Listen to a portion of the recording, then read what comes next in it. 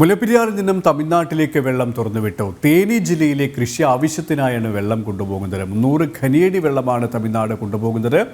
അതേസമയം കനത്ത മഴയിൽ ഇടുക്കിയിൽ വ്യാപക നാശനഷ്ടം. വെള്ളിയാമറ്റത്ത് 2 ക്യാമ്പുകൾ തുറന്നു. ജലനിരപ്പ് ഉയർന്നതോടെ മലങ്കര ഡാമിന്റെ 4 ഷട്ടറുകൾ 2 മീറ്റർ വീതം തുറന്നു. മൂവാറ്റുപുഴ, തൊടുപുഴ ആറുകളുടെ തീരത്തുള്ളവർക്ക് ജാഗ്രതാ നിർദ്ദേശം നൽകിയിട്ട് വിവരങ്ങളുമായി സുബിൻ തോമസ് ചിരിയാണ്. സുബിൻ, മുല്ലപ്പെരിയാറിൽ നിന്നും തേനി ജില്ലയിലേക്ക് വെള്ളം കൊണ്ടുപോകാൻ ആരംഭിച്ചു കഴിഞ്ഞു. ഒപ്പം ഇടുക്കി ജില്ലയിൽ ഇന്നലെ രാത്രിയും കനത്ത മഴയാണ് പെയ്തിരിക്കുന്നത്.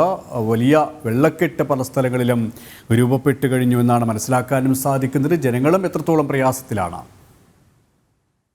പ്രധാനമായും മുല്ലപ്പെരിയാർ ഡാമിൽ നിന്ന് വെള്ളം കൊണ്ടുപോകുന്നതുമായി ബന്ധപ്പെട്ടുള്ള വിഷയത്തിൽ പ്രധാനമായും ഈ തമിഴ്നാട്ടിലെ കൃഷി ആവശ്യത്തിന് വേണ്ടിയാണ് ഈ ഒരു വെള്ളം കൊണ്ടുപോകുന്നത്. എല്ലാ വർഷവും ഇത്തരത്തിൽ ജൂൺ 1-ാം തീയതി ഈ തമിഴ്നാട്ടിൽ നിന്നുള്ള കർഷകരും അതുപോലെ തന്നെ തേനി കളക്ടർ ഉൾപ്പെടെയുള്ളവരെത്തിയാണ് ഈ ജലം തമിഴ്നാട്ടിലേക്ക് തുറന്നുവിടുന്നതിനുള്ള നടപടികൾ സ്വീകരിക്കുന്നത്. പ്രധാനമായും വലിയ രീതിയിലുള്ള പൂജകളൊക്കെ നടത്തിയാണ് ആ ഒരു കാര്യങ്ങൾ അവർ ചെയ്യുന്നത്. ഇത്തരത്തിൽ തേനി ജില്ലയിലെ 14,700 ഹെക്ടർ സ്ഥലത്തെ കൃഷി ആവശ്യത്തിനായാണ് ജലം ഒഴുക്കിവിടുന്നത്. ഇത്തരത്തിൽ ജൂൺ ആദ്യ വാരത്തിൽ തന്നെ ജലം ഈ പറയുന്ന കൃഷിയിടങ്ങളിലേക്ക് എത്തിച്ചെങ്കിൽ മാത്രമേ കൃഷി സുഗമമായി മുമ്പോട്ട് കൊണ്ടുപോകാൻ കഴിയൂ.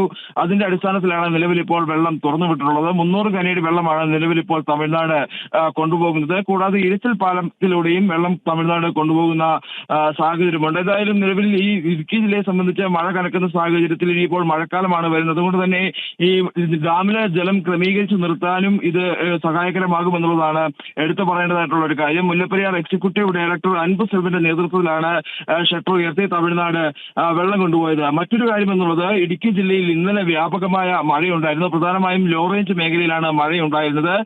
മൂലമറ്റം, അതുപോലെ തന്നെ ഉടുമ്പന്നൂർ ഉൾപ്പെടെയുള്ള പ്രദേശങ്ങളാണ് ശക്തമായ മഴ പെയ്തതിനെ തുടർന്ന് വ്യാപകമായ നാശനഷ്ടങ്ങൾ ഉണ്ടാവുകയും ചെയ്തു. പല സ്ഥലങ്ങളിലും ഈ മലയോര മേഖലയിലെ പല സ്ഥലങ്ങളിലും ഈ മണ്ണിടിച്ചിൽ ഉൾപ്പെടെയുള്ള കാര്യങ്ങളുണ്ടായി. ഇതിൽ വ്യാപകമായ നാശനഷ്ടങ്ങളും ഉണ്ടായി.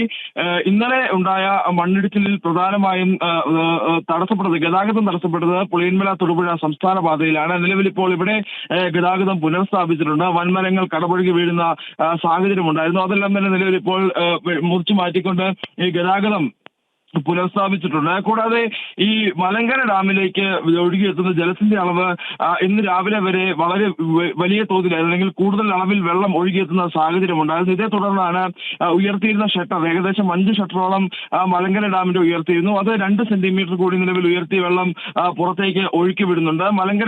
അതുകൊണ്ട് തന്നെ തൊടുപുഴ, മൂവാറ്റുപുഴ നദികളുടെ തീരത്ത് താമസിക്കുന്നവർ ജാഗ്രത പുലർത്തണമെന്ന ഒരു നിർദ്ദേശമുണ്ട്. കൂടാതെ ജില്ലാ ഭരണകൂടം മുമ്പോട്ട് വച്ചിരിക്കുന്ന മറ്റൊരു നിർദ്ദേശം എന്നുള്ളത് ഈ മലയോര മേഖലയിലേക്കുള്ള യാത്രയാണ്. ഈ യാത്രയ്ക്ക് നിലവിൽ നിരോധനം ഏർപ്പെടുത്തിയിട്ടുണ്ട്. രാത്രിയിലാണ് നിരോധനം ഏർപ്പെടുത്തിയിട്ടുള്ളത്. അതുകൊണ്ട് തന്നെ ഈ പകൽ സമയത്ത് പോകുമ്പോഴും അതീവ ജാഗ്രത പുലർത്തണമെന്നാണ് ജില്ലാ ഭരണകൂടം ഒരു മുന്നറിയിപ്പ് നൽകുന്നത്.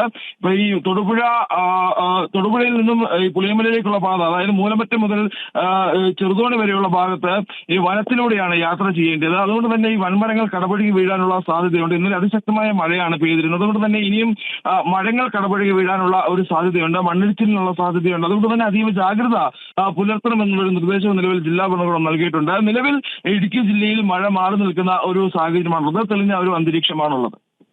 ഇപ്പോൾ മഴ മാറി നിൽക്കുന്ന ഒരു സാഹചര്യം. ഇന്നലെ രാത്രി പെയ്ത കനത്ത മഴയിൽ പലയിടങ്ങളിലും ജനജീവിതം ദുസ്സഹമായി കഴിഞ്ഞിട്ടുണ്ട്. 2 ക്യാമ്പുകളാണ് തുറന്നിരിക്കുന്നത്. സുബിൻ തോമസ് ആണ് ഇടുക്കിയിൽ നിന്ന് വിവരങ്ങൾ നൽകിയത്.